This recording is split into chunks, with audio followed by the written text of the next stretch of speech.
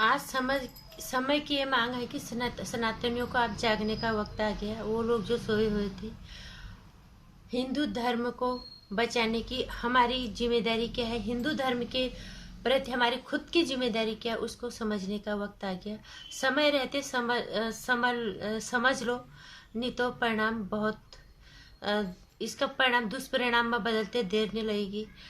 क्योंकि हिंदुओं ने दूसरे धर्मों का अत्याचार हमेशा ही बर्दाश्त किया है, और इसकी वजह हमेशा हिंदू ही रहा है, कोई और नहीं। नमस्कार, स्वागत है आपका मेरे चैनल नंदिनी जो में। मैं हूँ नंदिनी। वक्त आ गया हिंदुओं के जागने का, सनातन धर्म के मतलब को समझने का। इसका मतलब मैं ये नहीं कह रही, मैं हमेशा एक ही बात कहती हूँ, सब धर्मों का सम्मान करो। दूसरे लोग अपने धर्म की इज्जत करते, उसका सम्मान करते, हम भी करते हैं। लेकिन कोई हमारे धर्म पे हावी हो जाए, वो हमें नहीं होने देना है। हमारे धर्म पे कोई उंगली उठाए, हमारे धर्म को तो कोई दबाने की कोशिश करे, तो ये हमने नहीं होने देना। हालांकि मैं हर बार एक बात और भी कहती हूँ कि सनातन को खत्म करने की औकात किसी की नहीं है। क्योंकि सनातन धर्म का जन्म सृष्टि के साथ हुआ है, तभी बदलेगा जब काल बदले, और काल के साथ भी सनातन नहीं बदलेगा। सिर्फ सतयुग, कलयुग, त्रेता, द्वापर ये बदलेंगे, लेकिन सनातन कभी नहीं बदलेगा।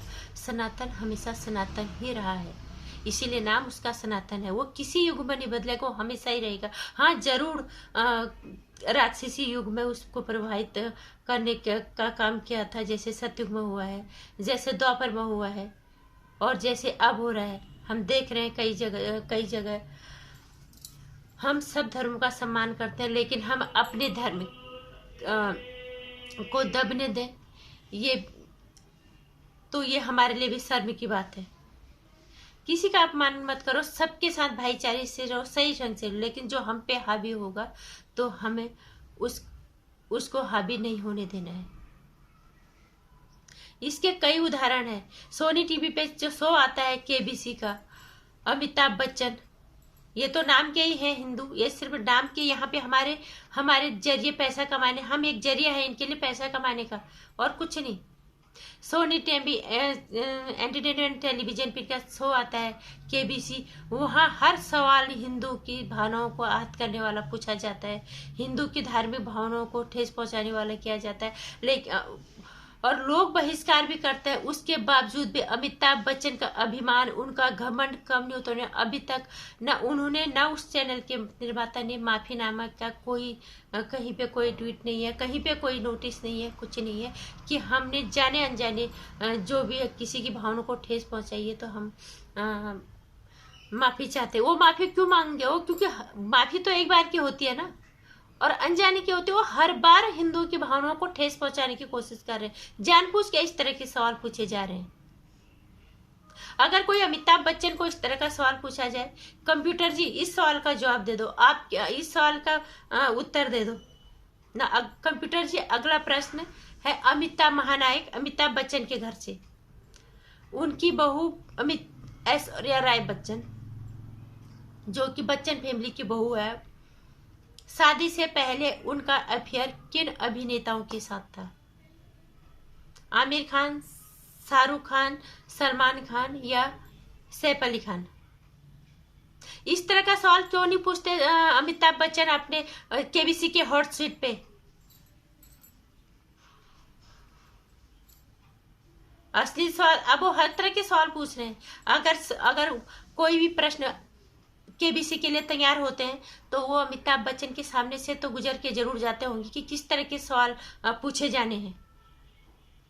वो जानबूझ के उन सवालों को सहमति देते हैं, जानबूझ के हिंदुओं की भावनाओं को भड़काया जाता है, जानबूझ के हिंदुओं को नीचा दिखाने की कोशिश की जाती है, और कुछ नहीं तो वो कभी न कभी तो ये बोलते हैं, यार हर बार इस तरह की इस चीज़ों से समस्या हो रही है, आप ये इस तरह के सवालों को मत रखो, इन्हें बदल दीजिए।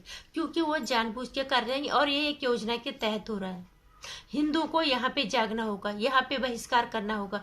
अमिताभ बच्चन महानायक था हमारे देश का, अब अपने घर का होगा। हमारे देश की किसी समस्या में उन्होंने कभी कोई आवाज नहीं उठाई। इतना डिप्लोमेटिक इंसान जिंदगी में किसी ने नहीं देखा होगा। इतने बड़े मुकाम को हासिल करके इसी देश में, इसी देश की जनता के साथ, इस देश के साथ खड़ा होना तो छोड़ो, यहाँ जानबूझ के अराजकता वाले फैलाने वाले विचारों को वो टीवी पे रखते हैं, नेशनल टेलीविजन पे रखते हैं, जानबूझ के यहाँ अशांति और अराजकता फैलाने के काम कर रहे हैं। नहीं तो ऐसा नहीं होता, तो इस तरह के सवाल वो पूछते ही नहीं, इस तरह के सवालों को अपने सामने वो आने ही नहीं देते। निर्माताओं को इस बारे में अवगत कराते कि भाई इस तरह के सवालों से समस्या हो रही है, और किसी भी धर्म विशेष को, किसी भी धर्म को हम इस तरह से नहीं ठेस पहुंचा सकते।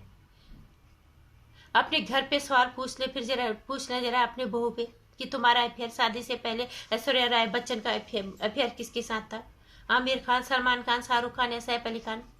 तब हम कहेंगे ना कि प्रश्न तो प्रश्न ही है। उनकी बहू भी एक बहुत बड़ी अभिनेत्री रही है, वो भी उसी बॉलीवुड का पार्ट है। अगर सवाल पूछे हैं तो फिर इस तरह के भी सवाल पूछे जाए ना।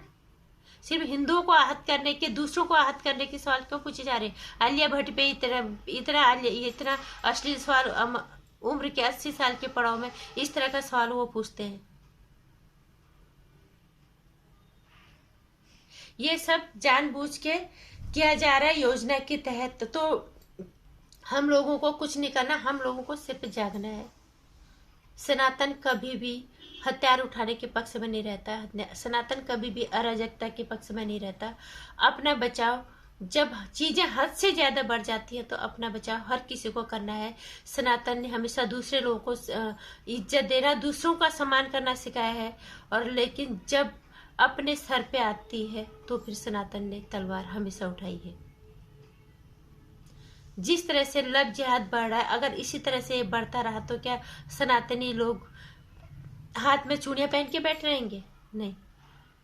जिस तरह से बॉलीवुड वाले हमारे हिंदू धर्म को हर बार उस पे उंगली उठाते, हर बार हमारे भावनाओं को ठेस पहुंचाते, क्या इन बॉलीवुड वालों को हमें माफ कर देना चाहिए?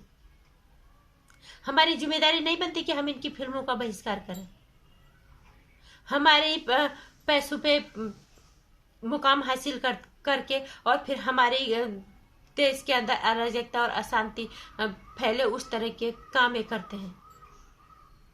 जब दिल्ली जल रही थी तब इन लोगों ने, किसी ने कुछ नहीं बोला।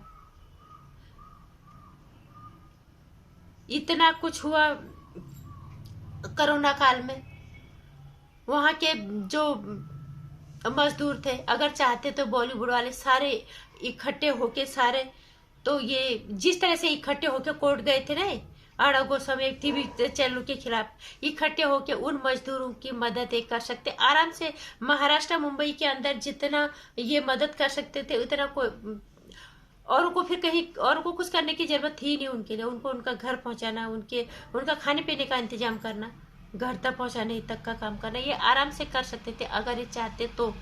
ये चाहते ही नहीं थे, इन्होंने सिर्फ हम लोगों को पैसा कमाने का जरिया बनाया है। उसके बाद ही हमारे खिलाफ बोले, हमारे धर्म के खिलाफ बोले, तो धिक्कार है। हम जैसे लोगों को मर जाना चाहिए।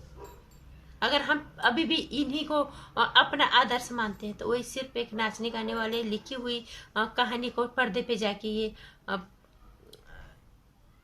निभा लेते हैं, और उसके बाद हम इन्हें आदर्श मानते हैं। फिर हमारे पैसों से अरबपति, करोड़पति बनते हैं, फिर हमारे टेलीविजन पे आके फिर हमारा जूता खोल के हमारे सर पे मारते हैं। तो क्या हमें जागना नहीं चाहिए?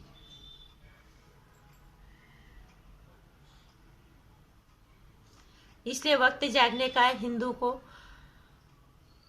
अभी भी कह रहे, किसी भी धर्म के प्रति कभी कोई गलत भावना नहीं रखनी चाहिए, किसी का अपमान मत करो, सब अपने अपने में प्यारे हैं। लेकिन जब कोई हमारे धर्म पे अंगुली उठाएगा, कोई हम पे हावी होगा, तो उसको हावी होने नहीं देना है।